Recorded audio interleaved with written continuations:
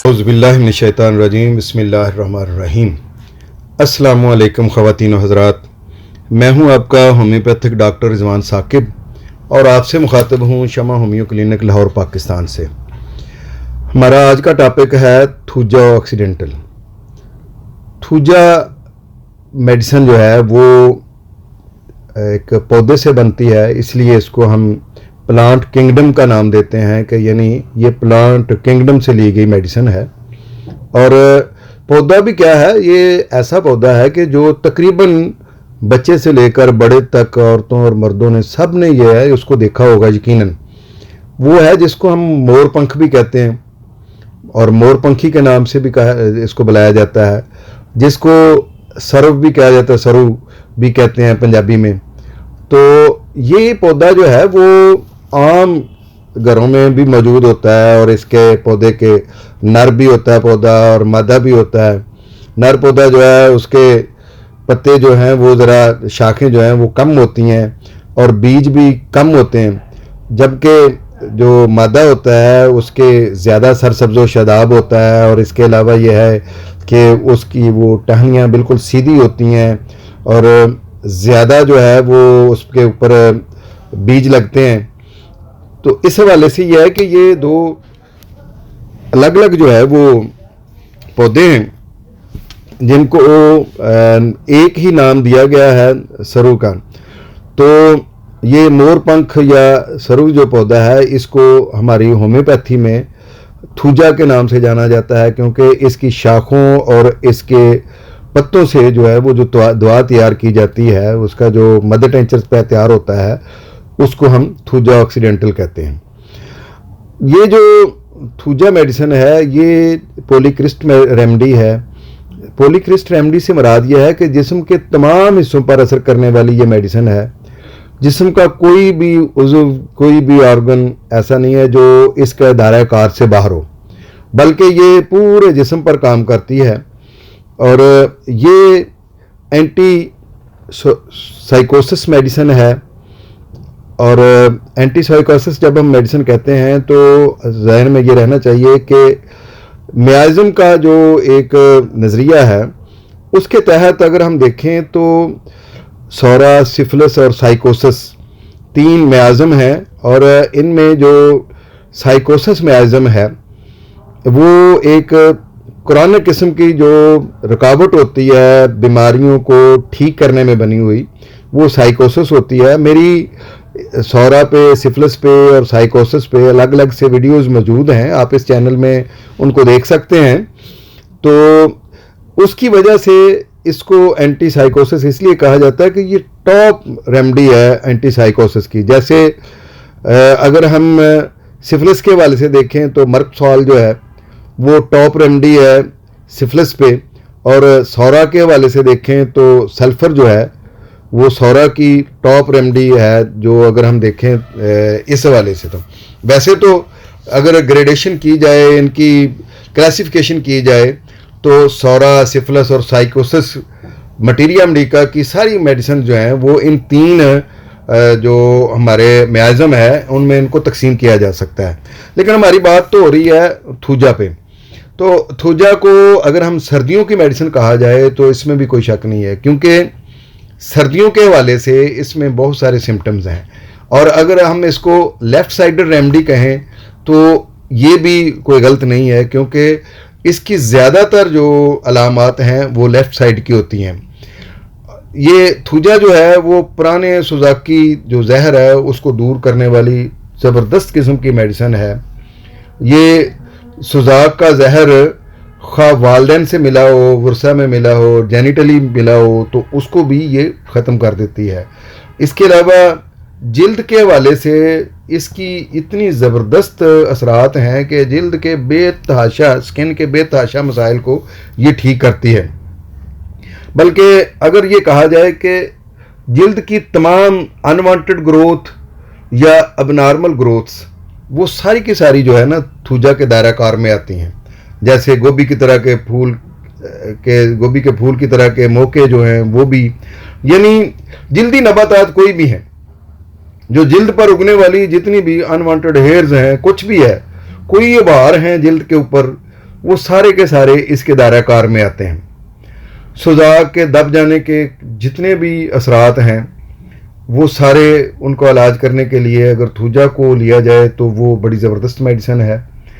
सुजाक अगर जो है वो क्रॉनिक नहीं है बल्कि मुज़म्मिन है तो उसमें आमतौर पर कैनबिस सटाइवा बड़ा अच्छा काम करती है, लेकिन थूजा जो है वो कैनबिस सटाइवा के नाकाम होने पर या कैनबिस सटाइवा के अपना काम कर चुकने के बाद अगर दी जाए तो बाकी के सारे असरात को थूजा ख़त्म कर देती है। चेचक के टीके के बाद असरात ख्वाह वो ताज़ा हों या पुराने हों, दोनों सूरतों में थूजा जो है वो उनको बिला किसी ताख़ीर के दे देना चाहिए और अल्लाह के फजल के से थूजा चीचक के बाद असरात को बिल्कुल ख़त्म कर देती है। इसी तरह से जो लोग चाय पीते हैं और चाय के उनको कोई भी नुकसानात होते हैं, ये उनके बाद असरात को, चाय के बाद असरात को ठीक करती है। अब ये नहीं है कि जो बच्चे चाय नहीं पीते हैं तो वो उनको ये दे दी जाए कि चलें बाद में थूजा 30 दे देंगे तो उससे ये असरात ख़त्म हो जाएंगे। देखें, बच्चों के जो विटामिन और कैल्शियम उसकी बहुत ज़रूरत होती है बच्चों को, और जो कैल्शियम है वो विटामिन डी से बॉन्ड बनाकर जो है वो हमारे हड्डियों का हिस्सा बनता है, लेकिन चाय जो है वो हड्डियों को बुरबरा कर देती है, कद को रोक देती है बढ़ने से। अगर हम बच्चों को दें तो बच्चों को चाय की बजाय दूध देना चाहिए। इसके अलावा थूजा पे बात हो रही थी, तो थूजा कहीं भी अनवांटेड ग्रोथ है, इवन मकद में कोई गुम्मड़ है, ख़ास तौर पर वो नरम गुम्मड़ है, चिपचिपी उसके ऊपर कोई चीज़ है, तो उसके लिए थूजा बड़ी ज़बरदस्त मेडिसिन है। अज़ाए तनासल पर मौके हैं, ख्वाह वो मेल के हैं या फीमेल के हैं, तो उनके लिए ये बहुत अच्छी मेडिसिन है। और मैंने कहा कि ये लेफ़्ट साइड की रेमेडी है, तो इसमें बाएं जानब कान पट्टी में दर्द है, जैसे कोई कील ठोंक रहा हो, तो उसमें ये बड़ा अच्छा काम करती है। दाएं तरफ पे भी अगर इस तरह के सिम्टम्स हैं तो उस पर ये काम करती है, लेकिन बाएं तरफ पे तो ये बिलखुसूस बहुत अच्छा काम करती है। और इसके अलावा इसका ख़ास एक जो कलीदी सिम्टम है, जिसको हम एक कहें कि इसकी शनाख्त के तौर पर लें, तो जिस जिस जगह पर जिस्म पर कपड़ा बांधा हुआ हो वहाँ जिल्द खुश्क होती है, मगर जो जगह नंगी है, जो बग़ैर कपड़े के है, वहाँ पर पसीना होता है। आमतौर पर तो इसके उल्ट अलामत होती हैं, लेकिन यह है कि जिस जगह पर कपड़ा बांधा हुआ है वहाँ पर पसीना नहीं है बिल्कुल भी, लेकिन बाकी जिल्द जो है वो पसीने से तरबतर है। और इसके अलावा यह है कि इस दवाई की जो अलामत हैं वो सर्दियों में बढ़ती हैं, इसीलिए मैंने आगाज़ में बताया कि इसको अगर सर्दियों की दवाई कहा जाए तो ये बेजाना होगा। सर्द मरतूब मौसम में इसकी तमाम अलामत बढ़ती हैं, उसका मैं डिटेल से जिक्र करता हूँ। पहले इसकी ज़रा थोड़ी सी कलीदी सिम्टम्स जो हैं वो मैं आपको बता दूँ। लेकिन कलीदी सिम्टम्स क्या बताए जाएँ कि थूजा एक इतनी वास्ट सिम्टम्स और वाइड रेंज वाली मेडिसिन है कि अगर हम इस पे बात करें तो शायद 24 घंटे भी इसके लिए कम हों, बल्कि कई दिन और कई महीने भी कम हों, क्योंकि इस मेडिसिन के तो एक एक सिम्टम पर थीसिस लिखे जा रहे हैं। यानी माइंड सिम्टम पर इसके अगर थीसिस लिखा जाए, या अगर इसके स्टमक सिम्टम पर अगर कोई थीसिस लिखा जाए तो आसानी से वो थीसिस मुकम्मल हो सकता है। और BHMS के स्टूडेंट्स जो हैं थूजा के एक एक पहलू पर एक एक जो है ना वो थीसिस लिखते हैं और उनको उसकी बुनियाद पर डिग्री दी जाती है। इस हवाले से थूजा एक वाइड रेंज मेडिसिन है। इसको शायद आज के लेक्चर में तो मुकम्मल तौर पर हम बयान ना कर सकें, लेकिन यह है कि उसकी हम मेजर अलामात जो है वो बता देते हैं। मसलन बुलंदी से गिरने की ऐसे बंदे को मुतवात्तर ख्वाबें आती रहती हैं, वो जैसे कहीं बुलंदी से गिर रहा है या गिर गया है। यानी ये पेशेंट जो है इसके अंदर अजीब सा एहसास रहता है अपनी ज़ात के टूटने का, अपने जिस्म के टूटने का। उसको एहसास होता है कि जैसे मेरा जिस्म जो है वो शीशे का बना हुआ है और वो मेरे गिरने से या मेरे किसी के हाथ लगाने से टूट जाएगा। यही वजह है कि उसको ख्वाब भी जो आते हैं उसमें भी बुलंदी से गिरने के ख्वाब आते हैं। और इसको खौफ भी रहता है, तो ठोकर से टूट जाने का खौफ रहता है। इसको लगता है कि मेरी टांगें जो हैं वो लकड़ी की बनी हुई हैं, और इसको लगता है कि मेरे पेट में कोई ज़िंदा जानवर है जो मुझे बाकायदा अंदर से जो है ना वो ठोकरें लगा रहा है। और इस तरह का एहसास कि जैसे वो शीशे का बना हुआ है और इससे अलग थलग रहना चाहिए, क्योंकि ये शीशे के बने होने की वजह से कहीं ये घुल मिल गया तो कहीं टूट ना जाए। थूजा हर किस्म की वैक्सीनेशन के बाद असरात की बेहतरीन मेडिसिन है। कोई भी टीके के कोई साइड इफ़ेक्ट हैं, किसी भी किस्म का कोई टीका लगाया है और उसके कोई भी साइड इफ़ेक्ट हो गए हैं तो आप थूजा को ना भूलें। इसी तरीके से किसी भी किस्म की जो अबनॉर्मल ग्रोथ है उसकी ये बहुत अच्छी मेडिसिन है। खा वो नाक के नथनों में जो कोई पोलिप बन गए हुए हैं, खा नाक में बहुत ज़्यादा बाल हैं, कानों में बहुत ज़्यादा बाल उग गए हैं, वो भी तो अनवांटेड ग्रोथ है ना, वहाँ पे बालों का नहीं होना चाहिए। कई लोगों को आपने देखा होगा उनकी नाक के दोनों जो नथने हैं वो बालों से भरे हुए हैं, या उनके कान बालों से भरे हुए होते हैं, तो उनको थूजा रेगुलर दें, अल्लाह के फजल से ये बाल ख़त्म हो जाएंगे। इसी तरह से अगर कोई ब्रेस्ट ट्यूमर है तो उसमें ये थूजा मेडिसिन बहुत अच्छी है। कोई दिमाग में ट्यूमर है, कोई दिमाग में फोड़ा है, उसके लिए बड़ी अच्छी मेडिसिन है।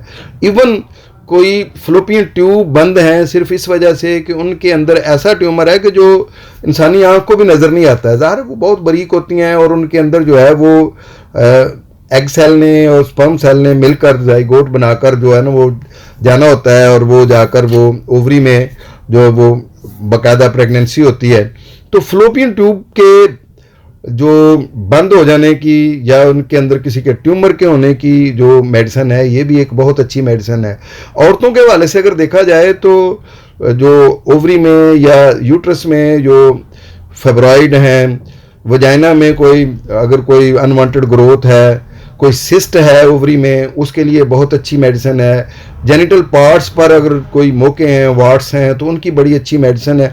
यानी कहीं भी कोई भी मैस जो है वो ग्रोथ कर गया है तो उसके लिए बहुत अच्छी मेडिसिन है। अनवांटेड हेयर्स जो हैं पूरे जिस्म पर मौजूद हैं किसी भी जगह पर, औरतों में ख़ास तौर पर ये बड़ी मसला होता है कि चेहरे पर बाल होते हैं, जिस्म पर बाल होते हैं बहुत ज़्यादा, तो थूजा उसके लिए बहुत अच्छी मेडिसिन है।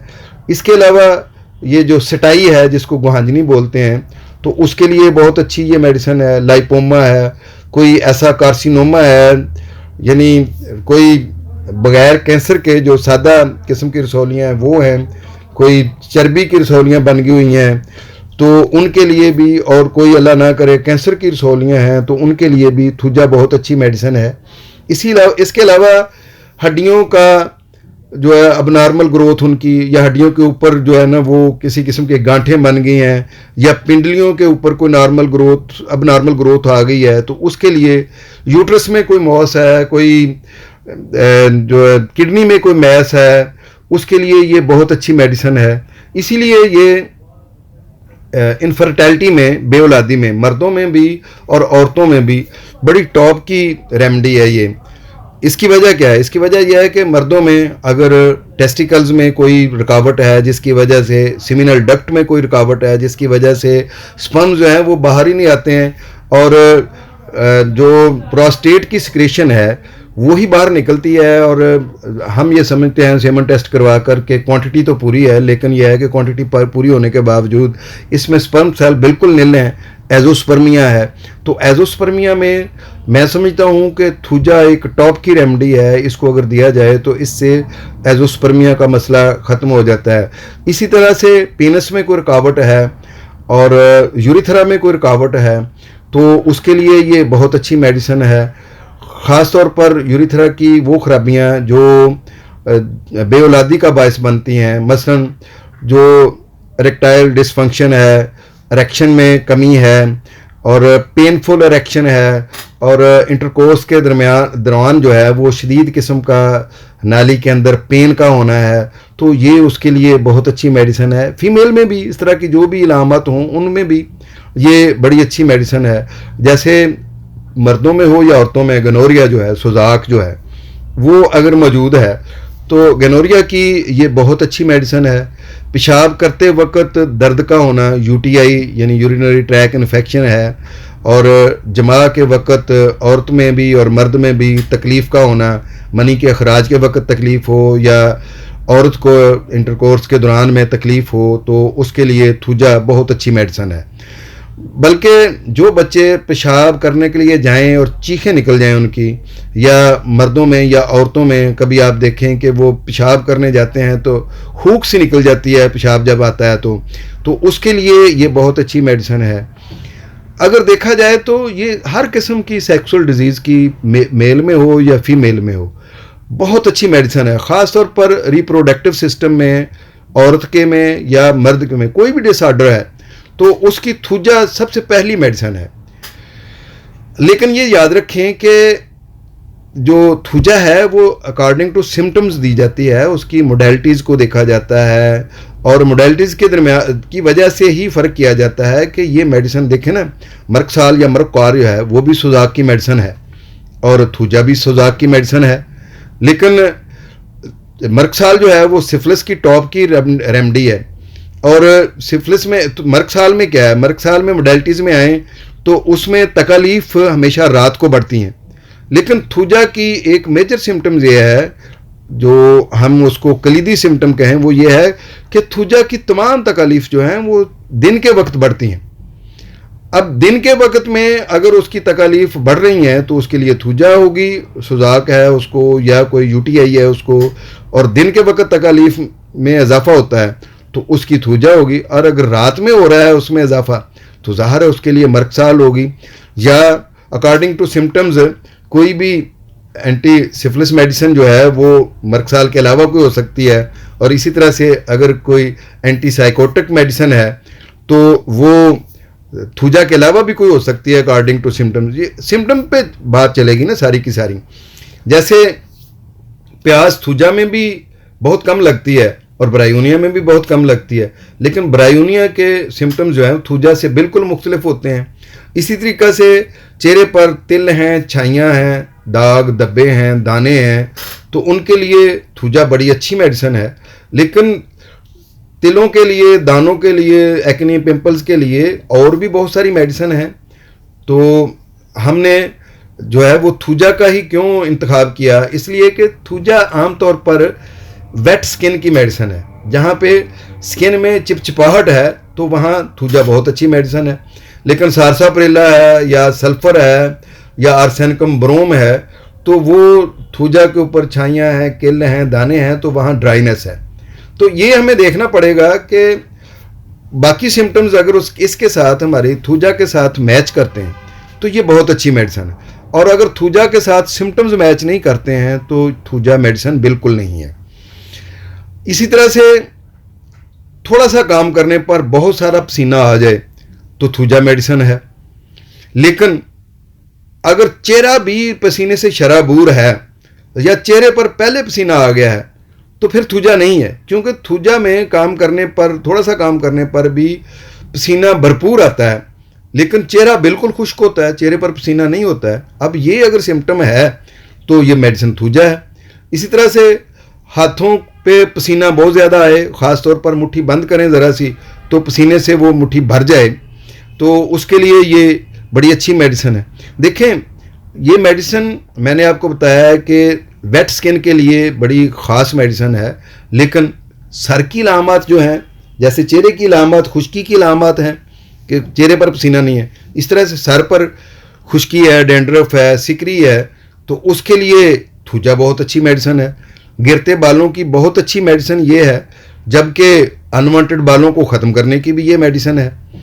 अब जो आपके नेचुरल बाल हैं वो अगर खुश्की से, सिकरी से या किसी और वजह से गिर रहे हैं और थूजा से उसकी जो सिम्टम्स हैं वो मैच कर रहे हैं तो बालों की ये बेहतरीन मेडिसिन है। और इसी तरह से तेज़ी से बढ़ती हुई जो ग्रेजुअली कमज़ोरी बढ़ रही है, जो वीकनेस आहिस्ता आहिस्ता बंदा वीक से वीक तर होता चला जा रहा है, तो उसके लिए ये बहुत अच्छी मेडिसिन है। लेकिन मुआलिज को डायग्नोज करना चाहिए, मुआलिज को ये देखना चाहिए कि ये इसकी कमज़ोरी क्यों बढ़ रही है। कमज़ोरी इसलिए बढ़ रही है कि उसको हो सकता है कि दबा हुआ सुजाक हो जो उसके अंदर मौजूद है, जो उसकी कमज़ोरी को बतदरीज बढ़ा रहा है, या उसके सुजाक के जो जरासीम ब्लड के अंदर है, या ये हो सकता है कि इस वक्त भी उसका सुजाकी मादा जो है वो खारिज हो रहा है, जिसकी वजह से ये मसला हो रहा है। या हो सकता है कि उसके वालिदैन में सुजाक था और वही सुजाक वर्सा में, विरासत में उसको मिल गया है और उसकी वजह से इसको ये प्रॉब्लम हो रहा है। तो तेज़ी से बढ़ती हुई कमज़ोरी की वजह ये ढूंढनी चाहिए कि क्या इसकी वजह गनोरिया तो नहीं है, या दबा हुआ सुजाक तो नहीं है, या सुजाक की कोई हिस्ट्री तो नहीं है। अगर इस तरह का कोई मामला है तो थूजा से वो बिल्कुल ठीक हो जाएगा। इसी तरह से क्रानिक किस्म के टॉन्सिल जो हैं, टॉन्सिलाइटिस है, टॉन्सिल्स बड़े हुए हैं, टॉन्सिल सूजे हुए हैं, तो उसमें थूजा बहुत अच्छा काम करती है, क्योंकि थूजा में जो टॉन्सिलाइटिस है उसके अंदर भी बतदरीज कमज़ोरी बढ़ती है। और डॉक्टर को ये देखना चाहिए कि अगर वो टॉन्सिल की वजह से बढ़ रही है तो आप उसको थूजा रिकमेंड करेंगे बतौर डॉक्टर, तो वो अल्लाह के फजल से ठीक हो जाएगा पेशेंट। अगर हम देखें तो आँखों का गदलापन, ख़ासतौर पर उसमें पानी का रहना, गुहांजनी, जो आँखों की इन्फेक्शन है, उसके लिए भी थूजा बहुत अच्छी मेडिसिन है। और स्किन जहाँ पे ड्राई है वहाँ पे हमारी ये मेडिसिन नहीं है, लेकिन अगर वहाँ पे मोके हैं और मोकों में वेटनेस है, यानी वेट हैं, तो उस वक्त ये मेडिसिन थूजा ही होगी। इसी तरह से एब्सेस हैं, कोई छालों वाले दाने हैं और उसमें दर्द है, तो उसके लिए बहुत अच्छी मेडिसिन है। अगर हम थूजा की लें माइल्ड सिम्टम्स की तरफ जाएं तो ये पेशेंट बड़ा जल्दी रो देने वाला होता है, कमज़ोर दिल होता है, ड्रामा सुनते हुए आंखों से ज़ारोक्तार जो है ना वो आंसू आ रहे होते हैं। लेकिन इसके बावजूद देखें कि ये इतना जो है ना वो कह लें कि होता है, जैसे कह लें मरीज़ जो है वो हसास होता है, लेकिन इसके बावजूद वो कीना परवर भी होता है, ज़िद्दी होता है, बदमजाज होता है। रो देने की तरफ अलग बात है कि वो माइल जल्दी हो जाता है। मरीज़ ये तन्हाई पसंद होता है। मैंने तन्हाई की एक वजह यह भी बताई है कि वो बड़ा हसास होता है कि कोई इसको छुए भी ना, अगर छू गया तो शायद ये टूट ही ना जाए। उसका दिल भी बड़ी जल्दी टूट जाता है और उसको ये डर होता है कि उसका जिस्म भी जैसे शीशे का बना हुआ है और वो टूट जाएगा। और ये मरीज़ जो है ना इस तरह का होता है कि इसके दिल में जो बात बैठ जाए ना वो निकलती नहीं है। किसी फर्ज किया किसी बीमारी का वहम बैठ गया है, किसी के बारे में कोई राय बैठ गई है, या कोई भी चीज़ इसने कोई ऐसा कोई सीन देख लिया है, तो वो फिर इसको जो है वो चीज़ इसके दिल में बैठी रहती है। उसकी वजह से इसको अंदर ही अंदर कमज़ोरी होती रहती है, बार बार पेशाब आता है, मसाने का बाज़ दफ़ा फालज हो जाता है, या कम से कम मसाने के मसल्स इतने कमज़ोर हो जाते हैं कि उसको पेशाब पर कंट्रोल ही नहीं रहता है। इस तरह के मसाइल जो है ना वो इसके साथ बनना शुरू हो जाते हैं। थूजा का पेशेंट जो है इसमें नाक में जैसे पोलिप बन जाते हैं, इसी तरह से इसके कान में भी जो है पोलिप भी बन सकते हैं। और इसके अलावा ये भी होता है कि कान से हल्की हल्की पीप का खराज होता रहता है, और जिसमें हल्की हल्की पीप खारिज हो और दर्द तेज़ ना हो, बल्कि हल्का हल्का दर्द भी होता रहे और साथ पीप भी खारिज होती रहे, और पीप भी गहरी पीले रंग की हो। तो जैसे सुजाक में पीले रंग की पीप जो है वो पेशाब वाली नाली से खारिज होती है, इसी तरह से कान से भी पीप खारिज हो रही है। यानी थूजा जो है वो बलगमी मिजाज की दवाई है। खा बलगम जो है वो फेफड़ों से निकल रही हो, खा पीप जो है वो कान से निकल रही हो, खा पीप पेशाब वाली नाली से निकल रही हो, तो उसके लिए ये थूजा बड़ी अच्छी मेडिसिन है। हाँ, कान में डालने के लिए आप मोलियन ऑयल बहुत अच्छी चीज़ है, मोलियन ऑयल डाल सकते हैं कान में, उससे भी पीप भी रुक जाती है, कान की इन्फेक्शन भी ख़त्म हो जाती है। लेकिन खाने के लिए साथ थूजा दें तो बहुत अच्छे रिजल्ट मिलेंगे। इवन यहाँ तक कि अगर आप मोलियन ऑयल ना भी डालें कान में, अकेली थूजा भी दे देंगे, तो अगर ये सिम्टम्स हैं तो वो ज़बरदस्त किस्म का वो जो है वो ठीक कर देगी थूजा। इसी तरीके से पेट में गुड़गुड़ाहट, बावल सोम जो होती है, तो उसके लिए ये बड़ी अच्छी मेडिसिन है कि पेट के अंदर ऐसे लगता है कि जैसे कोई बाकायदा कोई बादल गरज रहे हैं, लेकिन जो बाहर आम बंदे को भी सुनाई देते हैं बाज़ दफ़ा, दूसरे बंदे को भी जो है, तो उसके लिए भी ये बड़ी अच्छी मेडिसिन है। लेकिन ये ज़हन में रखें कि ये तमाम तकालीफ दिन के वक्त होती हैं, रात की दवाई ये नहीं है, ये दिन की दवाई है। सूरज चढ़ते ही पेट की तकालीफ हों या दूसरी कोई तकालीफ हैं तो वो शुरू हो जाती हैं या उनमें इजाफा हो जाता है, और सूरज ख़त्म होने के बाद पेशेंट जो है वो सुकून में होता है। इवन यहाँ तक कि तहज्जुद के वक्त से ही, यानी रात के आखिरी पैर से ही ये तकालीफ शुरू हो जाती हैं, और सूरज गुरूब होने के बाद इन तकालीफ में अफाका हो जाता है।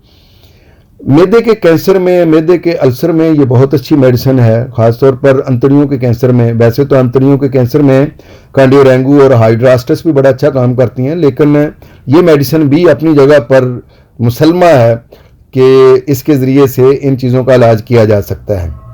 कब्ज़ में ये बड़ी अच्छी मेडिसिन है, लेकिन ख़ास तौर पर पेट अंदर को घुसा हुआ हो और पखाना बाहर आकर फिर वापस चला जाए तो इसके लिए ये बहुत अच्छी मेडिसिन है। पाइल्स ख़ास तौर पर उसमें मोके हों और वो गोभी की फूल की तरह के हों और वो दर्द कर रहे हों तो उसके लिए ये बहुत अच्छी मेडिसिन है। ये देखें ना, बात आ गई फिर अलामात पे। जब मोके जो हैं वो कील की तरह के सख्त हैं और पुरदर्द हैं तो वहाँ पे एसिड नाइट्रिकम आएगी, लेकिन अगर गोभी के फूल की तरह के गोल जैसे अंगूर की तरह के मोके हैं तो ये मेडिसिन होगी, और अगर वो गुच्छों की सूरत में बाहर निकले हुए हैं तो उसमें एलो आएगी। ये जितनी जितनी जिस तरह की अलामत होंगी उस तरह से मेडिसिन बदलती जाएगी।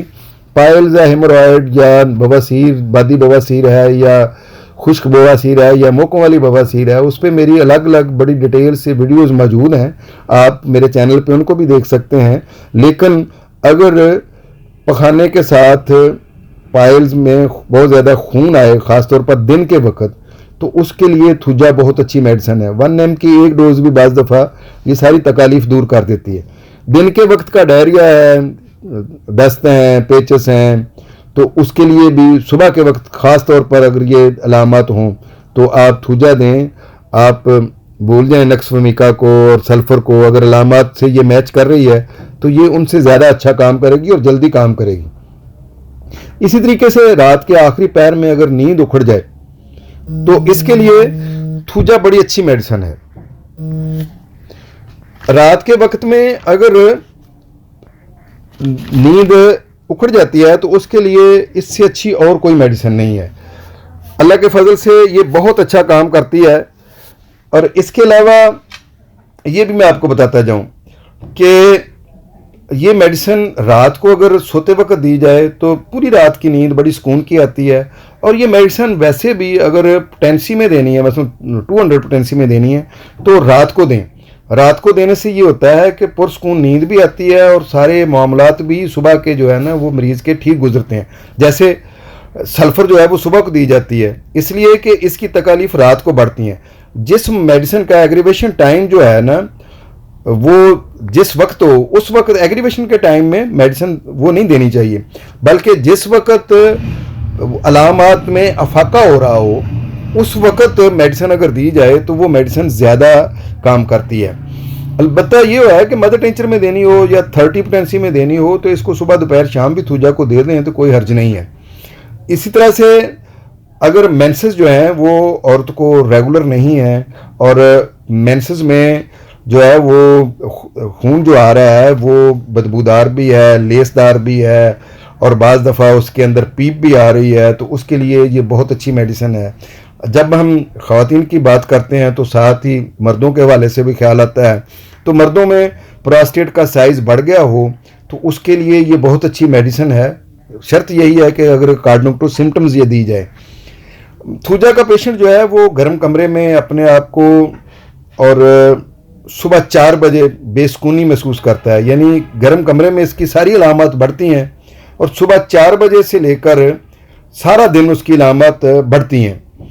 इसको थूजा के मरीज़ को जो अलामत में कमी आती है वो खुली हवा में आती है और इसके अलावा ये है कि रात के वक्त में इसकी अलामत में अफाका होता है। और इसको अगर देखा जाए तो इसकी मददगार मेडिसिन जो है वो मेडोनिलम बहुत अच्छी मेडिसिन है। इसके लिए हेल्पिंग मेडिसिन के तौर पर साथ ये दी जा सकती है या अल्टरनेट के तौर पर दी जा सकती है। इसी तरह से सलेशिया है, वो भी अलामात के मुताबिक इसकी बहुत अच्छी मेडिसिन है, उसको दें तो इसके साथ तो बहुत अच्छा रिज़ल्ट मिलता है। थूजा को हम 200 पोटेंसी में भी इस्तेमाल कर सकते हैं, 200 में, 1 m में भी, 10 m में भी, CM में भी और मदर टिंचर में भी। पीने के लिए भी और खाने के लिए अगर जो लगाने के लिए अगर बनाना हो तो इसका मदर टिंचर जो है वो इस्तेमाल किया जा सकता है, क्रीम बनाने के लिए भी और लोशन बनाने के लिए भी। और इसके अलावा ये है कि इसको थूजा को डायरेक्ट भी मौकों पर लगाया जाए तो बहुत अच्छा रिजल्ट देती है। हाँ, ये मैं बात आपको बता दूं कि थूजा को जब अपना काम कर रही हो इसको बार बार नहीं रिपीट करना चाहिए। जब मुआलिज कहे उस वक्त ही खानी चाहिए और जब मुआलिज कहे उसको फ़ौरन रोक देना चाहिए, वरना ये इसके साइड इफ़ेक्ट्स भी हो सकते हैं जब हम इसकी ओवरडोजिंग कर लें। तो मैं अगर इसको सम अप करूं, इसको वाइंड अप करने की जो है ना, इसका वैसे तो थूजा को अगर मैंने शुरू में बताया है कि अगर बयान करें तो इसकी अलामत ख़त्म ही नहीं होंगी, लेकिन अगर हम इसकी जो मेजर अलामत हैं वो बताने के बाद अगर हम इसको वाइंड अप करना चाहें तो मैं आपको बता दूं कि दुमची में दर्द ख़ास तौर पर और रानों की गहराई में दर्द, ये इसकी ख़ास अलामत हैं। एड़ियों में दर्द, ये इसकी ख़ास अलामत है। गुर्दे सूज जाएं, उनमें स्वेलिंग आ जाए तो उसके लिए ये बहुत अच्छी मेडिसिन है। ज़ाहिर है दबा हुआ सुजाक जो है वो गुर्दों पर तो असर करेगा ही। इसीलिए तरह से सर्दी से जो ज़ख्म आ जाते हैं उनके लिए थूजा बहुत अच्छी मेडिसिन है। नाखूनों के अंदर जो अनवांटेड ग्रोथ हो जाती है या अबनॉर्मल ग्रोथ हो जाती है, या नाखून खुद भी जो है ना वो इधर उधर बढ़ना शुरू हो जाते हैं और उसके अंदर मोटी तय या डबल नाखून उगना शुरू हो जाते हैं, तो उसके लिए ये बहुत अच्छी मेडिसिन है। इसके अलावा ये है कि स्किन की ये बड़ी एक ख़ास दवाई है। और जो वायरल इन्फेक्शन है, बैक्टीरियल इन्फेक्शन है, उसके लिए बहुत अच्छी मेडिसिन है। हड्डियों की किसी भी किस्म का टेढ़ापन, हड्डियों का के अंदर कोई भी बीमारियां हैं तो उनमें बहुत अच्छा काम करती है। हैज़ से पहले पसीना बहुत ज़्यादा है या हैज़ के दौरान जब खून खारिज हो रहा है तो उस वक्त बहुत ज़्यादा पसीना आए और खून लेसदार खारिज हो, बलगमी हो, बदबूदार हो, तो उसके लिए थूजा को कभी नहीं भूलना चाहिए। इसी तरह से पहले 3 महीनों में अगर कोई अबार्शन हो जाता है, अस्कात हो जाता है, अस्कात हमल होने का खदशा होता है, तो उसके लिए उसको रोकने के लिए ये बहुत अच्छी मेडिसिन है। पेट में ज़िंदा चीज़ का एहसास होना, उसके लिए होम्योपैथी में थूजा एक बड़ा मुकाम रखती है कि इस एहसास को ख़त्म करने में बड़ा काम करती है। आँख में शदीद किस्म का दर्द, ऐसे लगे कि जैसे कोई उसमें सुराख कर रहा है, तो कोई पिन के साथ या किसी चीज़ से वो सुराख करने की कोशिश कर रहा है, तो इस तरह का दर्द हो तो उसके लिए ये बहुत अच्छी मेडिसिन है। दमा में, ख़ास तौर पर तर दमा में ये बड़ी अच्छी मेडिसिन है। एनल फिशर में ये बड़ा अच्छा काम करती है। और एनल फेस्टूला में तो ये एक नामवर मेडिसिन मानी जाती है। एक बात और मैं आपको बता दूं कि थूजा का जो पेशेंट होता है ना, वो हल्की हल्की मसाज करने से उसकी तकालीफ में बेहतरी आती है। किसी भी चीज़ की कोई हल्की मालिश की जाए और साथ हमदर्दी भी जताई जाए तो थूजा का पेशेंट जो है वो अपने आप में बड़ा रिलीफ महसूस करता है। दुमची का दर्द अक्सर लोगों में होता है और मैं कहता हूँ कि बहुत सारे पेशेंट ऐसे मेरे पास आए हैं मेरी प्रैक्टिस में कि जो उनको सिर्फ अकेली थूजा से ही आराम आ जाता है। लेकिन देखना ये पड़ता है कि उसकी अलामत किस वक्त बढ़ती हैं। अगर दिन के वक्त में अलामत बढ़ी हुई हैं तो आप थूजा दें, अल्लाह के फजल से आराम आ जाता है। इसी तरह दिन के वक्त मिर्गी के दौरे पड़ने और रात में सुकून से सोए पेशेंट, तो उसके लिए थूजा बड़ी अच्छी दवाई है। ख़ास तौर पर कोई भी जिस्म से ऐसा अखराज जिसमें बू तो हो लेकिन मीठी सी बू हो, तो उसके लिए बड़ी अच्छी ये मेडिसिन है। गैंग्रीन के पेशेंट में अगर इस तरह की अलामत हैं उसमें बड़ी अच्छी मेडिसिन है। और हर्निया भी बहुत किस्म का होता है और हर किस्म में जो है ना थूजा बड़ा अच्छा किरदार अदा करती है। हर्निया पे मेरी बहुत सारी वीडियोज़ हैं, हर किस्म के हर्निया के हवाले से वीडियोज़ मौजूद हैं, आप इस चैनल पर वो वीडियोज़ भी देख सकते हैं। इसी तरीके से साइनस, ख़ास तौर पर ये सामने वाला माथे का जो फ्रंटल साइनस होता है उसके लिए ये बहुत अच्छी मेडिसिन है। और मोतिया के लिए, आँखों का काला मोतिया या सफ़ेद मोतिया है, उसके लिए बड़ी अच्छी दवाई है। ख़ास तौर पर नज़दीक की नज़र कमज़ोर है जिन लोगों की, वो इस मेडिसिन को ज़रूर इस्तेमाल करें, वो इस मेडिसिन से ठीक हो सकते हैं। इस तरह से ये मरीज़ अपने जिस्म में नमक की कमी महसूस करता है और नमकीन चीज़ें खाना चाहता है, जैसे नेट्रोम्योर का पेशेंट जो है वो भी कमी महसूस करता है, इसी तरह से थूजा का पेशेंट भी वो नमक की अपने जिस्म में कमी महसूस करता है। इसके अलावा नाक से बू आती है इसके जो है वो, और आँख का छप्पर अगर गिर जाए वो भी ज़ाहिर है मस्कुलर वीकनेस है, नर्वस वीकनेस है, तो उसके लिए भी ये बड़ी अच्छी मेडिसिन है। हाँ, एक और बात, मेरे पास एक पेशेंट आया था जिसकी ज़ुबान के नीचे जो है एक बड़ा सा, एक पहले छाले की तरह की एक थैली बन गई थी, बल्कि बड़े खुबानी के जैसा जो है ना, उसके लिए मुंह बंद करना मुश्किल हो गया हुआ था। तो इसके लिए ये एक बड़ी अच्छी दवाई है। आप इस तरह का अगर कोई पेशेंट आता है कि ज़ुबान के नीचे पानी की थैली बन जाए, अगर बाएं तरफ बने तो 100% जो है ना थूजा ही मेडिसिन होती है, और अगर दाएं तरफ बन रही है तो अकॉर्डिंग टू सिम्टम्स अगर इस मेडिसिन को दें तो अल्लाह के फजल से वो ठीक हो जाता है। इसी तरह हुपिंग कफ है जिसके अंदर गहरी पीली बलगम आती है, तो उसके लिए ये बहुत अच्छी मेडिसिन है, उसमें आप दें। और दर्द होता है अगर टांगों में, घुटनों से लेकर टखनों तक दर्द होता है और ठंडी हो जाती हैं बिल्कुल, तो जो घुटनों से लेकर टखनों तक जो टांगें ठंडी होती हैं उनके लिए ये बहुत अच्छी मेडिसिन है। जो ठंडक बाकायदा महसूस होती है कि वहाँ पे ठंडक चल रही है, जा रही है, तो उसके लिए ख़ास तौर पर ये सर्दियों का मौसम है, आपको इस तरह के बहुत सारे पेशेंट मिलेंगे जिनको आप थूजा रिकमेंड कर सकेंगे। आखिर पे मैं ये बात करूँगा कि ये लेक्चर जो है वो ख़ास तौर पर होम्योपैथिक तलबा के लिए है, और ये होम्योपैथिक के DHMS के निसाब में ये मेडिसिन शामिल है। ये मटीरिया मेडिका सेकंड ईयर का जो है DHMS का, उसमें ये शामिल है। और इसलिए मैं ये गुजारिश करूँगा कि इस मेडिसिन की सेल्फ मेडिकेशन से बिल्कुल परहेज़ करें। जो होम्योपैथ डॉक्टर नहीं हैं वो बिल्कुल मेडिसिन ना ये इस्तेमाल करें, खुद ब खुद सेल्फ मेडिकेशन यानी खुद दवाई ये इस्तेमाल ना करें, बल्कि अपने मुआलिज के मशवरे से इस्तेमाल करें। इसके अलावा ये भी मैं बताऊँ कि जो स्टूडेंट्स हैं वो भी कोशिश करें कि अपने किसी उस्ताद से पूछकर जो है वो ये मेडिसिन दें। स्टूडेंट्स को भी आज खुद ये दवाई रिकमेंड करने की इजाज़त नहीं है।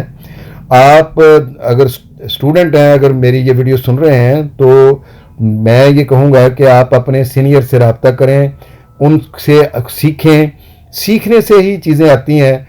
आप देखें कि एलोपैथिक डॉक्टर्स जो हैं वो अपने शागिर्दों को किस तरह से अपने पास बैठाकर सिखाते हैं, एक एक चीज़ दिखाते हैं, पेशेंट को चेक करने का तरीका बताते हैं। फिर टीचिंग हॉस्पिटल्स हैं एलोपैथी के, जहाँ पे वो बच्चों को, जो मेडिकल के स्टूडेंट हैं, उनको ट्रेनिंग दी जाती है।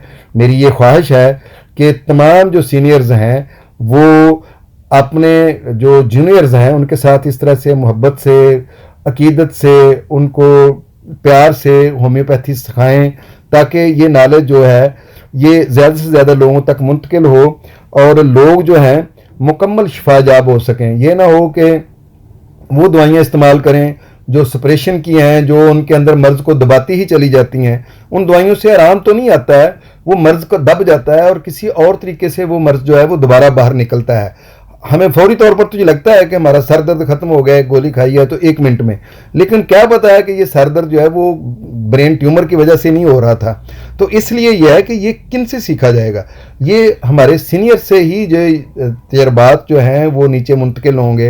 हमारे जूनियर्स जो हैं वो इस चीज़ में कभी आर ना समझें कि आप किसी सीनियर के पास जाएं और उनसे सीखने के लिए जाते हैं।